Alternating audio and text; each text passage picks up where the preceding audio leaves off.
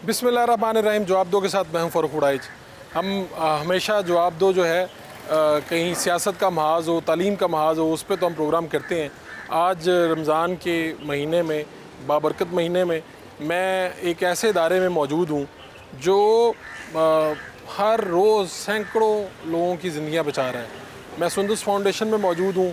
यहाँ पे थैलेसीमिया जो खून की बीमारी है, खून से रिलेटेड बीमारी है, और हेमोफीलिया, इससे रिलेटेड यहाँ पर सैकड़ों बच्चे आते हैं और किस अमल के ज़रिए उनकी ज़िंदगी जो है वो रवां दवा रहती है।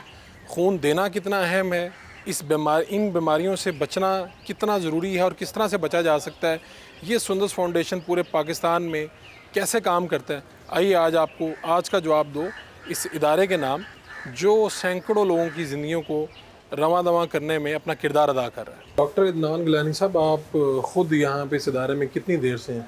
जी, मुझे तो काम करते हुए तकरीबन 12-13 साल हो गए हैं। और 12-13 साल हो गए। यहाँ पर कोई रोज़ की रेशो क्या है? कितने बच्चे, कितने बड़े यहाँ पे आते हैं? तकरीबन डेली लाहौर सेंटर के जो ट्रांसफर हैं वो तकरीबन 70 से 80 के करीब हैं। अच्छा। और इसमें मुख्तलिफ अमराज हैं, जिसमें थैलेसीमिया है, हीमोफीलिया है, या कोई भी ऐसा ब्लड डिसऑर्डर जिसमें ब्लड एक दफ़ा लगना है शुरू हो जाएगा और फॉर लाइफ लगता रहेगा।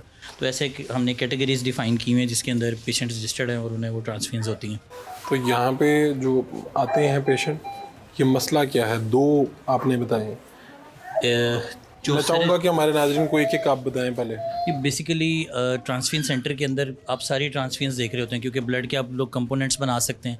तो मेनली फोकस जो है वो थैलेसीमिया है, क्योंकि हमारे यहाँ ये थैलेसीमिया बहुत ज़्यादा प्रेवलेंट है। एक अंदाजे के मुताबिक कहते हैं कि हर एक 500 बर्थ में से एक बर्थ जो है वो थैलेसीमिया मेजर के साथ अभी भी हो रही है। उसमें बेसिकली थैलेसीमिया एक जेनेटिक डिसऑर्डर है जो कि पेरेंट्स से बच्चों में ट्रांसफ़र होता है। दो कैरियर, या जिन्हें थैलेसीमिया माइनर भी कहा जाता है, अगर आपस में शादी कर लें तो इस बात के 25% चांसेस हैं कि आने वाले बच्चे में थैलेसीमिया मेजर चला जाएगा।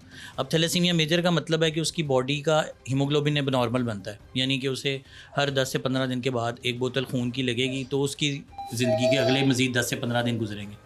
क्योंकि अपनी बॉडी का ब्लड ठीक नहीं है, तो ब्लड फिर उनको ट्रांसफ्यूजन इस तरह से चलती है, यानी उनकी बॉडी की जो खुराक है वो बेसिकली ब्लड है। वो लगेगा तो वो जिंदा रहेंगे, अगर नहीं लगेगा वो बाहर से होने चाहिए। जी एग्जैक्टली। तो बॉडी की में एबिलिटी नहीं है। और ये थैलेसीमिया मेजर में होता है, थैलेसीमिया में ऐसा होता है। और इसमें फिर आपको एक माह में कितना, यानी जितने हमारे सामने बच्चे हैं ये, इनको क्या है रेशो, क्या होती है, किस तरह से? देखिए, एटलीस्ट ट्वाइस अ मंथ तो लगता है। 5 से तकरीबन कोई 15 साल का बच्चा जो है वो एक महीने में 2 बार हमारे पास आता है। उसके बाद जैसे एज बढ़ती जाती है, ब्लड की रिक्वायरमेंट भी बढ़ती जाती है। कुछ इस तरह के भी मरीज़ हैं, जैसे मैं आपको दिखाता हूँ, ये भी थैलेसीमिया का पेशेंट है। ये बच्चा आपके पास कब से?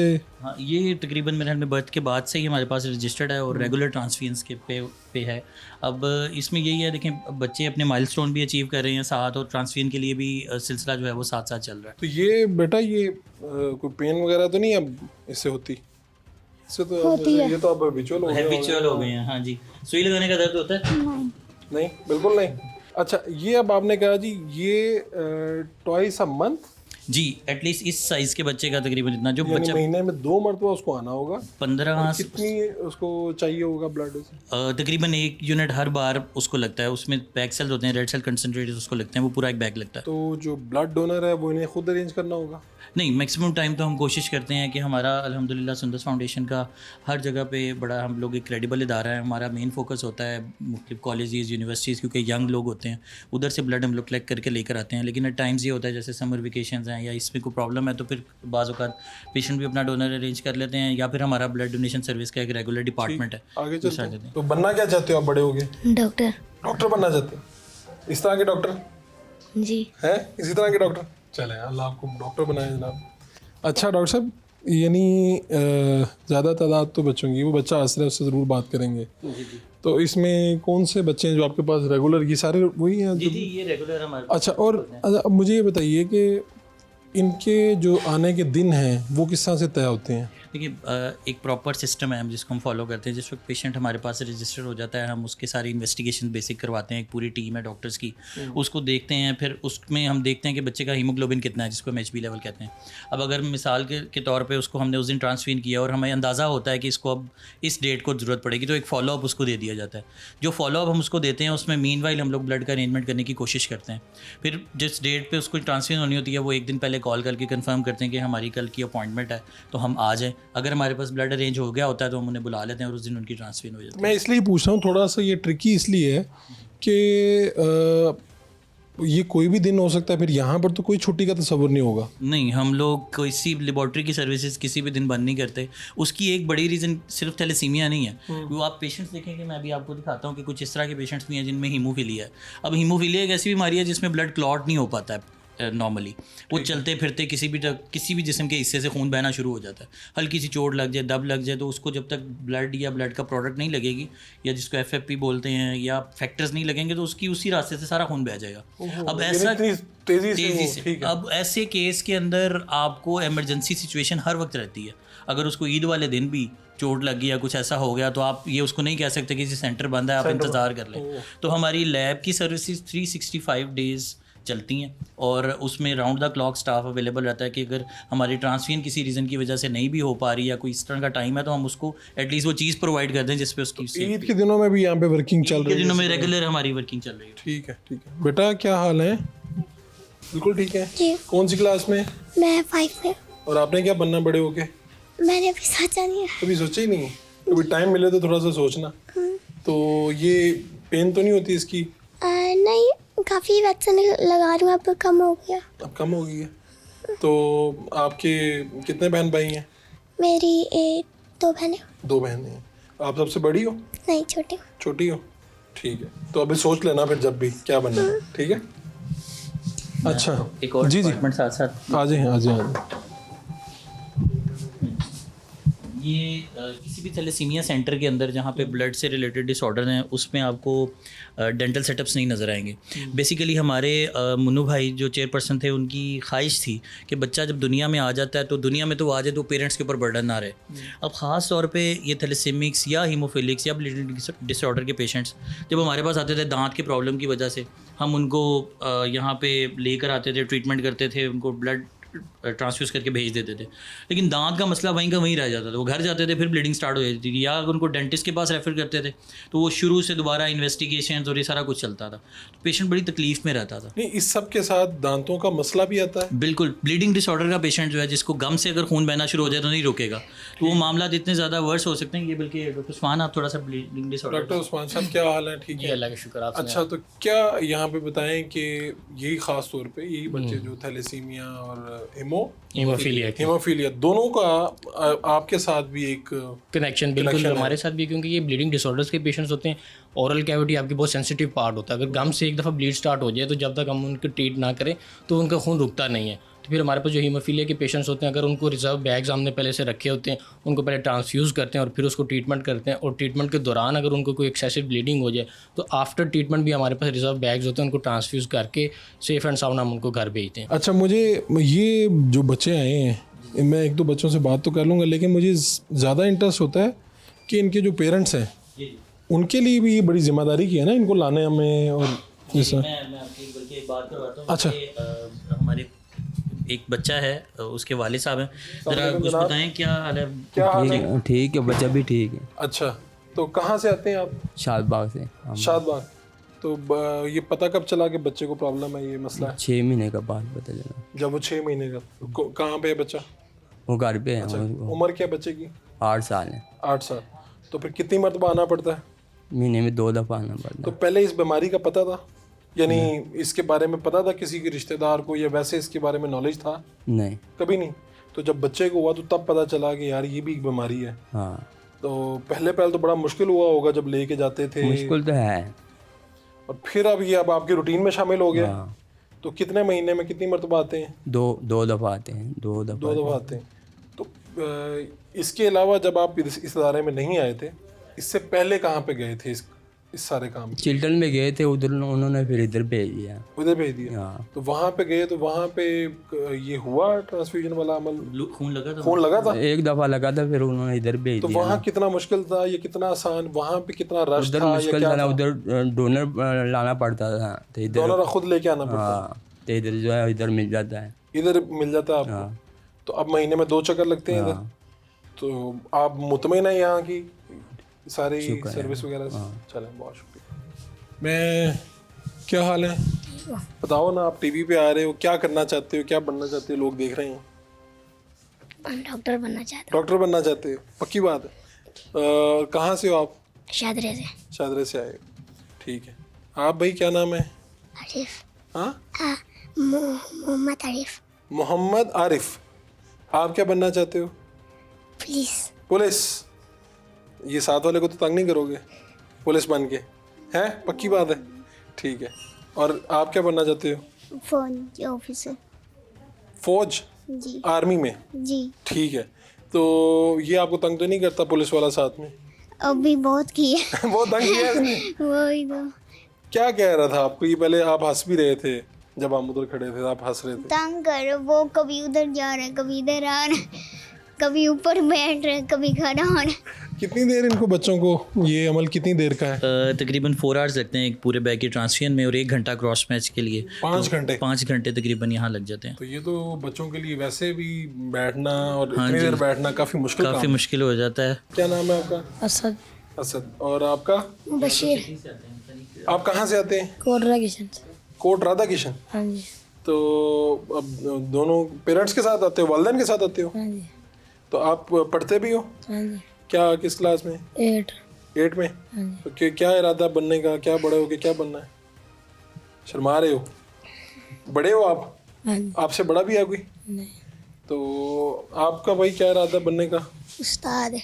उस्ताद, टीचर। वाह यार, कमाल है। मैं एक शॉर्ट कमर्शियल ब्रेक लेता हूँ, ब्रेक से वापस आऊँगा तो आपको बताएंगे कि ये थैलेसीमिया जो बीमारी ये बच्चे फेस कर रहे हैं और पूरे पाकिस्तान में कितनी बड़ी तादाद है, इससे बच कैसे सकते हैं। Short commercial break. अच्छा, वेलकम बैक। डॉक्टर साहब, आप वही बात जो बताने लगे थे ना, मैं इनसे बात करता हूँ पहले, जी फिर हम ये बताएंगे देखने वालों को कि इससे बच कैसे सकते हैं। जी बिल्कुल, यानी बचने की भी सूरत हाल मौजूद है। बिल्कुल मौजूद। चलें आएँ जी आप सब। अस्सलाम वालेकुम, क्या हाल है आपके? जी शुक्र अल्लाह का। तो क्या थैलेसीमिया का आपको मसला? जी थैलेसीमिया मेजर। तो कब पता चला आपको? 3 माह की थी जब से लग रहा है। 3 माह से। जी। तो अब आपकी उम्र क्या है? 25 साल। 25 साल। जी तो कहाँ कहाँ पे फिर जाना हो, यानी आप इसी लाहौर से ताल्लुक़ रखती जी हैं? जी लाहौर शालामार बाग शालामार बाग। तो फिर इतने साल से कहाँ से लगवा रही हैं? स्टार्ट से गंगाराम से लगवा रहे थे। गंगाराम से। जी। तो कितनी देर वहाँ पे लगवाते रहे? वहाँ से तकरीबन लगवाया 10-12 साल। तो ये कितना मुश्किल अमल है, यानी बहुत ज़्यादा मुश्किल है। पहले तो खुद अरेंज करते थे हाँ। और अब अल्लाह का शुक्र है कि यानी हर महीने 15 दिन बाद। 15 दिन बाद। जी। 15 दिन बाद हमें एक डोनर चाहिए होता था। जी। तो आप कहाँ से फिर अरेंज करते थे? कभी खुद कर लिया, यहाँ सर्विस से ले लिया, और यहाँ मियो हॉस्पिटल से, यहाँ से अरेंज होते हैं वहाँ से। अच्छा, और अब फिर यहाँ पे कितने अब सालों यहाँ- से आ रहे हैं? अब यहाँ पे हो गए हैं 4-5 साल हो गए। 4-5 साल हो गए। जी। और फिर अब महीने में कितने विजिट होते हैं यहाँ पे? 15 दिन बाद लगता है। 15 दिन बाद। जी। तो अब डोनर वगैरह खुद अरेंज करते हैं या क्या है? कोई मुश्किल आसान हुई या अभी भी जी मुश्किल शुक्र है? अल्लाह का काफ़ी बेहतर है। अगर ना हो तो फिर हम खुद कर लेते, नहीं तो इधर से मिल जाता आप है। कुछ कहना चाहती हैं? अब लोग देख रहे होते हैं तो अब ये तो बीमारी ऐसी है भाई, अब बहुत सी बीमारियां हैं जो आपके अपने बस में होती हैं। जी। ये आपके बस में तो कम से कम नहीं। नहीं हमारे तो बीच ये आपके साथ आई है पैदाइश के साथ। तो आप देखने वालों को कुछ कहना चाहेंगी, कोई मैसेज देना चाहेंगी? मैसेज यही दूंगी कि हमारे लिए दुआ किया करें और जितना हो सके इस बीमारी से बचें, और शादी से पहले टेस्ट लाजमी करवाएं। शादी से पहले टेस्ट लाजमी करवाएं, ये सबसे अहम बात है। जी। और कोई ऐसा, अब तो मेरे ख्याल सबको ही आदत होगी, लेकिन वैसे शुरू में यही हुआ कि आप जब बच्चे थे और फिर आप बड़े हो रहे थे तो आपके पेरेंट्स वगैरह को भी बड़ी मुश्किल होती होगी आपको लेके आने में। जी।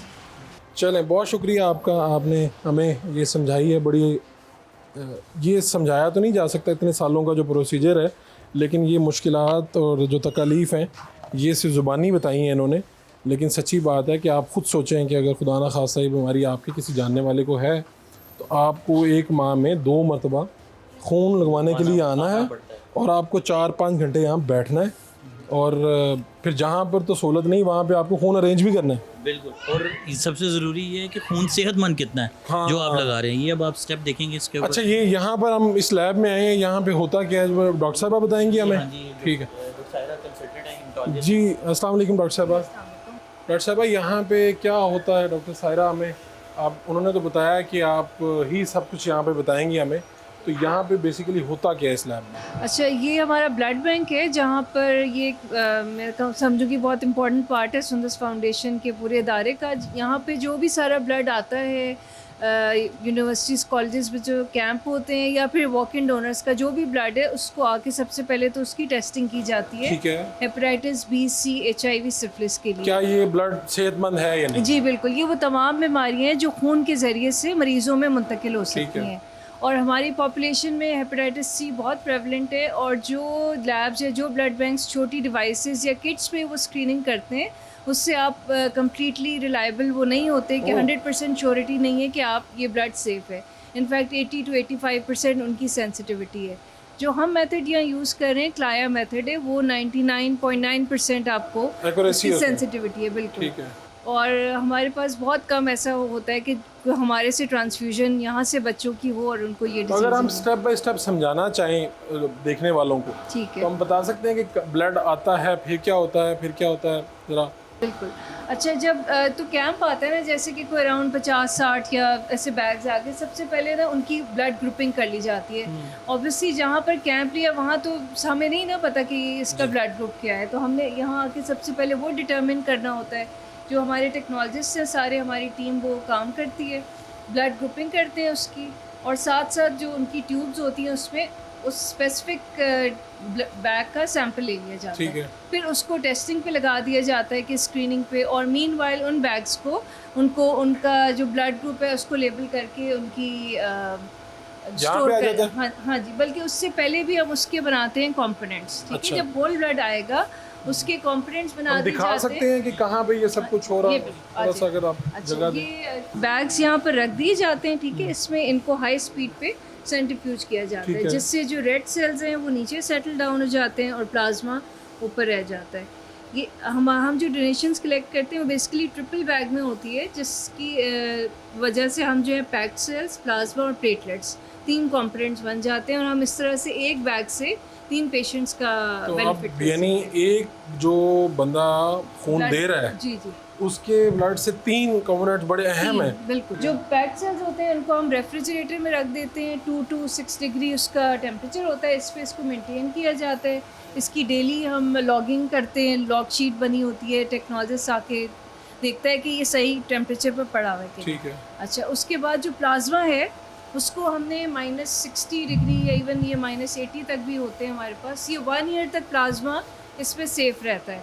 लेकिन हमारा चूँकि इतना यूजेज ज़्यादा है कि ये हमारा यूज़ फ्रीक्वेंटली होता रहता है। ये यहाँ पे क्या है, ये क्या रखा हुआ है, जरा मैं देखने वालों ये को अल्ट्रा बताना। लो फ्रीज़र है जिसमें प्लाज्मा को हम -60 डिग्री पर रखते हैं, और ये प्लाज्मा जो है ब्लीडिंग डिसऑर्डर्स के पेशेंट, जो हीमोफीलिया है, वॉन विलिब्रेंड है और दूसरे ब्लीडिंग डिसऑर्डर्स के पेशेंट्स है, उनको ये प्रोवाइड किया जाता है। इन डिजीज़ के लिए वैसे तो हमारे पास फैक्टर कॉन्सनट्रेट्स भी होते हैं, वो भी हम पेशेंट्स को देते हैं, लेकिन चूँकि वो बहुत कॉस्टली हैं और हमारे पास इतनी उनकी सप्लाई नहीं होती, तो उसके जब हमें वो नहीं अवेलेबल है तो हम पेशेंट्स तो को यहाँ इसमें कितनी देर तक इसे ये महफूज रखा जा सकता है? ये इस प्लाज्मा को 1 ईयर तक, 1 हाँ, ईयर तक। इस टेम्परेचर पे 1 ईयर तक वो और सेफ ये होता है। हेमोफीलिया वालों के लिए ये प्लाज्मा है। जी जी यानी अगर मैं इसे आसान लफ्जों में समझाऊं तो वही जो खून की आपने कहा कि बहाव तेज हो हाँ, जाता है, खून जमता नहीं है, जमता नहीं है, ऐसे ही है। उनके लिए ये उनके बहुत लिए जरूरी है। बिल्कुल। ठीक है। अच्छा, और- उसके अलावा जो प्लेटलेट्स मैंने बताया, हमारे पास थैलेसीमिया, हीमोफीलिया के अलावा दूसरे खून के अमराज हैं, उसके भी पेशेंट्स आते हैं, जैसे कि एप्लास्टिक अनीमिया है। अच्छा, कुछ कैंसर पेशेंट्स हैं, कुछ कोई और भी जिनको प्लेटलेट्स चाहिए, ठीक है। तो हमारे पास प्लेटलेट्स जिन्हें भी सिर्फ प्लेटलेट चाहिए होते हैं। मिसाल के प्लेटलेट। तौर पे जब ये डेंगू की वबा आई डेंगू, थी, बिल्कुल, डेंगू में सुंदस फाउंडेशन ने बहुत ज़्यादा काम किया और पेशेंट्स को, अच्छा, एक होती है उसमें- मेगा यूनिट, मेगा किट होती है, वो बहुत एक्सपेंसिव आती है, वो भी हमारे पास फैसिलिटी अवेलेबल है, लेकिन जब पेशेंट्स उसको डिफरेंट हॉस्पिटल्स में अगर रिक्वायर्ड है वो मेगा यूनिट अगर अफोर्ड नहीं कर पा रहा, तो around 5 to 6 bags of platelet जो हैं वो एक मेगा यूनिट का काम इसमें देते सिर्फ हैं। प्लेटलेट्स हैं। इसमें इस वक्त हमारे पास बिल्कुल प्लेटलेट्स हैं, और जो है अभी यूज़ हो चुके हैं और 2 इसको बैग्स पड़े हुए, ये- ये हमारे पास 5 डेज तक। प्लेटलेट को हम रूम टेम्परेचर पे रखते हैं, 22 to 24 पे इसका होता है टेम्परेचर, ठीक है। और ये 5 डेज तक इसमें रहता इस है। तरह से ये पूरी लैब जो है ये काम करती है। ठीक है। अच्छा। ठीक है। आप वैसे जी फरूक भाई, जो इम्पोर्टेंट चीज़ है वो प्रिवेंशन वाली है।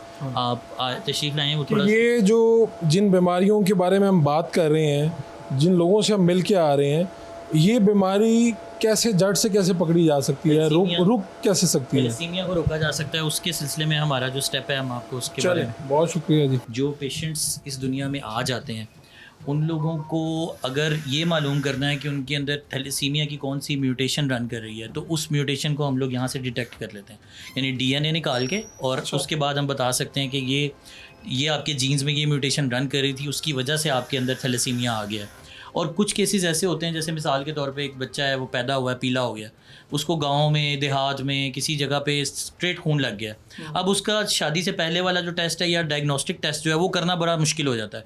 फिर ऐसे पेशेंट को यहाँ पे डायग्नोस करना हमारे लिए बड़ा मुश्किल हो जाता है कि जब इस हमें यही नहीं पता कि इसकी टेस्ट की रिपोर्ट ठीक नहीं आ रही, जिसको इलेक्ट्रोफोरेसिस कहते हैं, तो फिर हमारा अगला स्टेप ये होता है कि हम यहाँ पे डीएनए लेवल पे उसके वो टेस्ट करके उसमें से डिटेक्ट कर लें। एक तो ये इंपॉर्टेंट है। सेकंड ये कि मैंने जिस तरह पहले जिक्र किया कि मुन्नू भाई कहते थे जो बच्चे इस दुनिया में आ गए उसको सुंदर्स फाउंडेशन अडॉप्ट कर ले, उसके बाद उसकी बीमारी से रिलेटेड तो वो सारी चीज़ें साथ चलें, लेकिन हम इसको प्रिवेंट करने पे भी काम करें ताकि मज़ीद बच्चे ना आए। तो प्रिवेंशन के लिए ये स्टेप हम लोगों ने शुरू किया था, और इसमें ये है कि कॉलेजेस में जहाँ से हम लोग मेन सोर्स ब्लड कलेक्ट करते हैं उन लोगों से रिक्वेस्ट करते हैं अगर वो टेस्ट करवाना चाहते हैं तो उनके कंसेंट से वो वाला टेस्ट हम यहाँ पे फ्री ऑफ चार्ज ऑफर कर देते हैं। इसके अलावा कोई पब्लिक अगर अपना थैलेसीमिया का स्टेटस मालूम करना चाहती है, और कोई यानी शादी से पहले लड़का लड़की वो भी टेस्ट करवाना चाहते हैं तो ये सुंदर फाउंडेशन फ्री ऑफर कर रहा है अगर वो करवाना चाहते हैं। तो इससे ये नहीं पता चल जाएगा कि आप कैरियर हैं उसके या नहीं, यानी दो आपने बताया ना कि दोनों कैरियर हों तो डिजीज़ वाला बच्चा पैदा होगा, शादी से पहले दोनों का टेस्ट होना ज़रूरी है। अब ये जो हमारे पास बच्चे ऑलरेडी हैं, ये जब आप शादी करेंगे तो जिसको नहीं है उससे शादी करेंगे, उससे फिर चांसेस नहीं है? नहीं, अगर ये थैलेसीमिया का पेशेंट अगर शादी करता है तो उसको बिल्कुल नॉर्मल से शादी करनी है, ये बात तो क्लियर एंड कट है। ठीक है। अगर वो किसी डिजीज़ से कर लेते तो इस तरह के बच्चे आगे आने के चांसेस हैं। दूसरा जो स्टेप ये है कि जिनके ऑलरेडी बच्चे हैं और वो मज़ीद बच्चे चाहते हैं तो उससे रिलेटेड जो टेस्ट है वो मैंने जिस तरह आपको पहले एक्सप्लेन किया कि वो उनका प्रेगनेंसी के अंदर वो टेस्ट होना ज़रूरी है। यहाँ पे एक शॉर्ट कमर्शियल ब्रेक ले रहे हैं, ब्रेक से वापस आएंगे तो ये इदारा चलता कैसे है, कौन लोग इसे सपोर्ट करते हैं, और पूरे पाकिस्तान में 12-13 सेंटर मौजूद हैं, ये कैसे काम करते हैं। वेलकम बैक जी। ये सुंदर्स फाउंडेशन यहाँ पे काम कैसे होता है, कैसे ये बहुत बड़ा काम यहाँ पे हो रहा है? अस्सलाम वालेकुम जनाब। अस्सलाम वालेकुम खालिद अब्बास डॉक्टर साहब, पाकिस्तान का बहुत बड़ा नाम जनाब। डॉक्टर साहब, कब से सुंदर्स फाउंडेशन से कब से आप जुड़े हैं? आपका हमेशा पैगाम तो हम देखते हैं। मेरा ख्याल है 16-17 बरस हो गए। मुन्नू की ज़िंदगी में जब कभी बुलाता था तो आ जाते थे, मगर जब ये बच्चे देख लिए तो फिर दिल नहीं किया यहाँ से जाने को। बस फिर ये अल्लाह का फ़ज़ल है, आता रहता हूँ मैं इनके लिए जहाँ जहाँ जाना पड़ता है, क्योंकि अल्लाह का काम है, जिधर जिधर मुझे जाना होता है जाता हूँ। ज़्यादा मैं इनके जितने भी हैं अपना ब्लड कैंप्स वो सुपरवाइज़ करता हूँ। ठीक है। और रिक्वेस्ट करता हूँ जाके अपने उस यूथ से जो कॉलेजेस में है, यूनिवर्सिटीज़ में है, जो शॉपिंग मॉल हैं, जो दुकानदार हैं, मतलब हाल रोड है, हाल रोड को अल्लाह सलामत रखे। ये 1200-1300 बैग मैं एक दिन में कलेक्ट कर लेता हूँ वहाँ से, और वो इतने शफीक हैं वो ये सारे। हाल रोड के जो ताजिर हैं ये उनकी मेहरबानी। ये उनकी मेहरबानी। और एक और बात बताऊँ कि मुझे कहते हैं जब तक आप बैठोगे इधर आपने ये चलगोज़े खाते रहना है। अच्छा। और आप देखें हम बैग्स कैसे देते हैं, और it's really something very big कि आज के दौर में किसी को कोई मेज़बान चलगोज़े खिलाए। आजकल तो बच्चियों के जहेज़ में रखते हैं ना कि हम 2 किलो चलगोज़े भी दे रहे हैं गुड़िया को, क्योंकि जिस इतने महंगे हैं। जी जी जी। ठीक है। तो ये शॉपिंग मॉल जितने भी हैं, यूनिवर्सिटीज़ भी हैं, ये मैं जाता हूँ और सुन लेते हैं। हमारे असल में अवेयरनेस नहीं है, अभी तक लोगों को पता नहीं है। मुझसे पहली जो जनरेशन थी ना, उन्होंने बिल्कुल इनको ऐसा भगा दिया है जवानों को कि जब हम गवर्नमेंट कॉलेज में थे तो मैं ग्वालमंडी में रहता था, तो हम न्यू हॉस्पिटल के यानी छोटे दरवाजे से जाते थे कॉलेज। तो जो 4 आदमी देखते थे हम कि ये 4 आदमी बैठे हुए हैं, तो उनको पूछते वो भाई खून चाहिए, ये खून चाहिए आते 10 देना तुसी खुद कहते थे जाके? खुद कहते थे। तो मतलब ये बड़ी कॉमन प्रैक्टिस थी कि हर 3 महीने बाद। अब क्या हुआ कि मेरे से पहली जनरेशन ने क्या किया कि माँ ने, नाने ने, दादे ने, चाचे ने, ताए ने, और ख़ासकर जो सास होती है ना, वो कह देती है क्या देखिए ਜਦੋਂ ਇਹਨੇ ਫੁੱਫੀ ਨੂੰ खून दिता ना, ਇਹਨੂੰ ना रोटी हजम होती थी, रंग देखो यरा किस तरह का हो गया। मतलब ये इतना लोग डरा conscious हो देते गए, हैं, डर गए। कॉन्शियस हो देते हैं। मगर ये है कि मेरे जाने से मेरी मिन्नत करने से मेरी जो मिन्नतें होती हैं बड़ी अजीब किस्म की होती हैं, क्योंकि बच्चों को पता नहीं है कि ये अगर आप 3 महीने के बाद ब्लड देते हो तो और आप हेल्दी हो जाते हो। तो ये खासकर मेरी बेटियां जो है ना, जो मतलब जो बच्चियां हैं मेरी, जो इस काबिल हैं कि उनसे खून लिया जा सकता है, तो उनको भी जब हम कैंप्स में देखते हैं तो ना किसी का वज़न होता है इस कदर, ना HB होता है उनका। तो मेरा मतलब नाश्ते के बगैर तो बेटियां जाती हैं स्कूल और कॉलेजेस में। तो पता नहीं है मेरे सारी यूथ को कि ब्लड कितना कीमती है, मगर जहाँ जहाँ पता चल गया है वो लोग तो दलेरी से देते तो हैं। डॉक्टर साहब तकरीबन 2 दहाइयाँ आपने कहा मुन्नू भाई से ताल्लुक़ हुआ, तो मुन्नू भाई के ज़हन में भी ये था सुंदस का, जिस तरह से इसको आगे लेके चले और इतना बड़ा इदारा ये बन गया। अलग नहीं, अदारे सारे बहुत अच्छे हैं जो लोग इसके लिए काम करते हैं। ये काम है अल्लाह का, अल्लाह क्योंकि इसको देखते हैं। मगर मेरे इदारे में ये है कि स्वीपर से लेके और मेरे सदर तक ऐसा क्रिस्टल क्लियर काम करते हैं, क्योंकि उनको सबको पता है कि ये रब का काम है। आप किसी को देख लें, वो बिल्कुल कमाल का काम करता है, और लॉयल्टी देखनी है उनकी तो किसी को भी मिल के देख लें मेरे अलावा। तो अब ये जितने लोग आपको देख रहे हैं, ये प्रोग्राम को देख रहे हैं, तो आप ये कहेंगे कि आप ज़्यादा से ज़्यादा खून दें? हाँ, खून जो है वो आपकी सेहत जो है उसमें और ऐड करता है, क्योंकि अगर नहीं देते हो आप 3 महीने बाद, या जब आप खून नहीं देते हो तो वो ऑटोमेटिकली 3 महीने बाद वो डिज़ोल्व हो जाता है, तो उसकी कोई आपके भी किसी काम का वो बिल्कुल नहीं रहता। और अल्लाह ताला के सदके जाऊँ, अल्लाह ताला ने जैसे मोटरसाइकिल में एक रिजर्व होता है ना, जब आपका पेट्रोल ख़त्म हो गया तो आपने रिजर्व कर दिया, तो एक रिजर्व थैली होती है हर बॉडी में कि कहीं खुदा न खास्ता कोई ऐसा हादसा हुआ है तो क्लिनिक तक पहुंचने या अस्पताल तक पहुंचने में अगर थोड़ी सी देर है तो रिजर्व जो बैग है ना वो आपका काम आ जाता है बॉडी में, आपको नुकसान नहीं होता। और जो लोग ब्लड नहीं भी दे रहे वो किसी और तरह भी सपोर्ट कर सकते हैं। वो इनके जो बैग हैं, वो हमारे जितने भी मुखय्यर हजरात हैं, जो मेरे डोनर्स हैं, अल्लाह ताला उनको सलामत रखे, मेरी वजह से नहीं आते, वो रब्बुल इज़्ज़त की वजह से आते हैं। उन्होंने दिए में से देना होता है। तो मेरा अक्सर इनसे यही होता है कि आप मुझे अगर ब्लड नहीं देते तो ठीक है, नो हार्म इन इट, आप मुझे डोनेट करें। तो डोनेशन में क्या है, मैं सदका मांगता हूँ, मैं ज़कात मांगता हूँ, मैं खैरात मांगता हूँ। तो वो तो आप अगर ज़कात मुझे देते हो या खैरात देते हो या सदका देते हो तो अपनी आमदन की मैल कुचैल मुझे देते हो। तो आपकी मैल कुचैल के साथ मेरी इतनी ज़िंदगियाँ बच जाती हैं। मेरे देखे ना 12 सेंटर हैं, 12 सेंटर्स में जिसने मेरा सेंटर देखा ना वो देख के तो उसका दिल नहीं करता यहाँ से जाने को, उसका दिल करता है कि मैं इधर ही रहूँ। बहुत शुक्रिया आपका खालिद अब्बास डॉक्टर साहब, आपने जिस तरह से इस इदारे के साथ काम कर रहे हैं, बहुत से लोगों के लिए ये आप मोटिवेशन भी हैं। मैंने कोई काम नहीं किया, आपका शुक्रिया कि आप सब काम छोड़ के तो मुझे आए हो रिकॉर्ड करने। अल्लाह मैं आमतौर पे रिकॉर्ड नहीं होता कहीं भी, तो यहाँ पे तो ये भी आपका रिकॉर्ड है। हाँ, अल्हम्दुलिल्लाह अल्हम्दुलिल्लाह। बहुत शुक्रिया आपका डॉक्टर साहब। मैं हज़रत आपसे थोड़ा सा आप इस तरफ आ जाइए, मैं ज़रा चाहूँगा ये जो सुंदस फाउंडेशन है जो आज लोग देख रहे हैं, ये शुरू कहाँ से हुआ, इसका सफ़र क्या है? बिस्मिल्लाहिर्रहमानिर्रहीम। वड़ाई साहब, सुंदस फाउंडेशन का आगाज़ जो है वो गुजरांवाला से हुआ, और ये बहुत ही बाबरकत महीने यानी रमज़ान और मुबारक में जो है 22 रमज़ान और 1998 को जो है इसका इफ्तिताह हुआ। और सुंदस जो नाम है क्योंकि ये एक थैलेसीमिया की बच्ची थी हमारी, इसीलिए जो है ये इसका नाम जो है वो सुंदस फाउंडेशन रखा, क्योंकि थैलेसीमिया के मरीज़ बच्चों के इलाज के लिए जो है ये सारा हमने कदम उठाया, तो इसलिए इसका नाम उसी बच्ची के नाम पे ये पूरी फाउंडेशन जी पूरी फाउंडेशन है। और आज शुक्र अल्हम्दुलिल्लाह आज हमारे जो है पूरे मुल्क में जो है सेंटर काम कर रहे हैं। कितने सेंटर्स हैं? हमारे जिस तरह डॉक्टर साहब ने बताया 12 सेंटर्स जो हैं वो काम कर रहे हैं मुल्क में, और हर जगह पे एक ही म्यार है और मरीज़ों को जो है वो सहूलत दी जाती है, क्योंकि ये जो मरीज़ बच्चे हैं जिस तरह हमारे अपने बच्चे हैं, इनको हम अपना बच्चा समझते हैं, इनका इलाज मुआवजा उसी तरीके से करते हैं जिस तरह डॉक्टर साहब ने बताया। डॉक्टर साहब भी यहाँ पे रोज़ाना आते हैं, इन बच्चों की जो है वो ज़रूरतों को पूरा करने की कोशिश करते हैं। ज़रूरतें इनकी क्या हैं?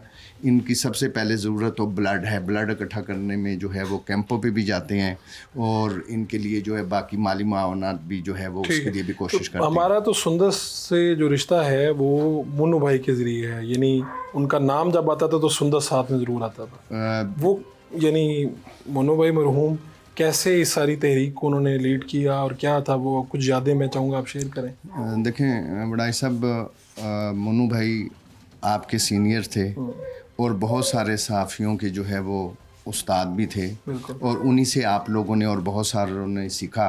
मुझे अच्छी तरह याद है कि जब अब भी आप अवाइल उम्री में थे सहाफ़त के, आज तो अल्लाह ताला की ज़ात का शुक्र है कि अल्लाह ने आपको वो मकाम दिया, वो इज़्ज़त दी है। आज आप जो है वो सीनियर तजिया निगार हैं, बड़े बड़े चैनल्स पे बैठते हैं और हक़ और सच की बात करते हैं और लोगों को आगाह करते हैं। तो मुझे याद है वो वक़्त भी जब आप मुन्नू भाई के पास आते थे, उनसे रहनुमाई लेते थे, उनसे सीखते थे, उनके साथ गपशप करते थे और आपका और मुन्नू भाई का भी बहुत प्यार का रिश्ता था। इसी तरह जो है वो सुंदस फाउंडेशन के साथ जो है वो उन्होंने सारी उम्र, जो आखिरी उम्र के हिस्सा है, उन्होंने गुजारा। और मुन्नू भाई जो है जहाँ पे बहुत बड़े कालम निगार थे, साफ़ी थे, अदीब थे या ड्रामा राइटर थे, वहाँ पे जो है उससे बढ़ के मैं समझता हूँ वो बहुत बड़े इंसान थे। उनके अंदर जो है इन बच्चों का दुख दर्द जो है वो कूट कूट कर भरा हुआ था। और आपने अगर उनके कालम देखें तो उन्होंने जो है वो अपने कालमों में, अपनी तहरीरों में और अपने ड्रामों में जो है वो पिसे हुए तबके को जो है उन्होंने उनको उजागर किया, उनके मसाइल को उजागर किया और उन्हें ख़ास तौर पे मासूम बच्चों के साथ और जो ख़वातीन हैं उनके साथ जो है वो बहुत उनके लिए उन्होंने काम किया हर हवाले से। और इसी तरह अगर आज मैं ये कहूँ कि जो सुंदस फाउंडेशन को ये मकाम मिला, जो ये इज़्ज़त मिली, अगर मुन्नू भाई ना होते तो आज ये सुंदस फाउंडेशन ना होता। सुंदस फाउंडेशन और मुन्नू भाई जो है लाज़िम मलज़ूम थे, लाज़िम मलज़ूम हैं और लाज़िम मलज़ूम रहेंगे। और मुन्नू भाई की वजह से जिस तरह खालिद अब्बास डार साहब, सोहेल वड़ाई साहब, सोहेल अहमद अजीज़ी साहब और बाकी लोग जो वो जुड़े, वो मुन्नू भाई की नेक नामी को उन्होंने। और आज मैं डार साहब का भी और सोहेल वड़ाई साहब का भी, सोहेल अहमद अजीज़ी साहब का भी और बाकी जो इस काफ़िले में शामिल हैं उन सब का शुक्रिया अदा करता हूँ कि आप लोग जो है इन बच्चों के लिए काम कर रहे हैं और इनकी ज़िंदगियों के चिरागों को रोशन किया। तो आपके फ्यूचर को प्रोजेक्ट हैं इसको मज़ीद सेंटर्स में बदलना, क्या सोचा है आप लोगों ने? बिल्कुल जी, हम इंशाअल्लाह ताला थैलेसीमिया और हीमोफीलिया के मरीज़ बच्चों के लिए जो है वो पूरे मुल्क में वहाँ सेंटर कायम करेंगे जहाँ पे जो है ये सेंटर्स नहीं है। सुंदस फाउंडेशन बना भी इसीलिए था कि जो दूर दराज से लोग आते हैं, बच्चे आते हैं, माएँ आती हैं, वालिदैन आते हैं, उनको बहुत तकलीफ़ होती थे। हम जो है छोटे शहरों में भी जो अपने जहाँ पे तो ये इस तरह का जहाँ पे ज़रूरत होती है और जहाँ पे आ नहीं सकते वहाँ पे जो है आपने अगर अभी पीछे देखें तो रहीम यार खान हालांकि बड़ा शहर है, लेकिन मैं समझता हूँ कि वहाँ पे भी ब्लड की स्क्रीनिंग का म्यार और बाकी चीज़ें उस तरीके से नहीं है जिस तरह होनी चाहिए। अब जो हमारे छोटे सेंटर्स हैं वहाँ पे भी स्क्रीनिंग का म्यार ये है। हमारा म्यार शुक्र है अल्हम्दुलिल्लाह, जो म्यार शौकत खानम का और आगा खान का है वही म्यार जो है वो सुंदस फाउंडेशन। बहुत शुक्रिया आपका। मैं प्रोग्राम का जब इख्तिताम कर रहा हूँ तो मैं आपसे ये ख़ुद, जब मैंने कई मरतबा यहाँ पे विज़िट करने के बाद ये आपसे ख़ुद कह रहा हूँ कि यहाँ का सिस्टम देखने के बाद अंदाज़ा होता है ये वो बच्चे, ये वो पेशेंट जो यहाँ पर रेगुलर आते हैं, उनके लिए आपकी थोड़ी सी सपोर्ट, थोड़ा सा टाइम और आपका ब्लड डोनेशन इनके लिए एक ज़िंदगी का दर्जा रखते हैं। और आगे बढ़ें, इस तरह सुंदस फाउंडेशन और इस तरह के जितने इदारे मौजूद हैं उनकी हिम्मत बढ़ाएँ और उनको सपोर्ट करें। अपने मेज़बान फ़ारूक हुडैज को इजाज़त दीजिए, लाने के बाद।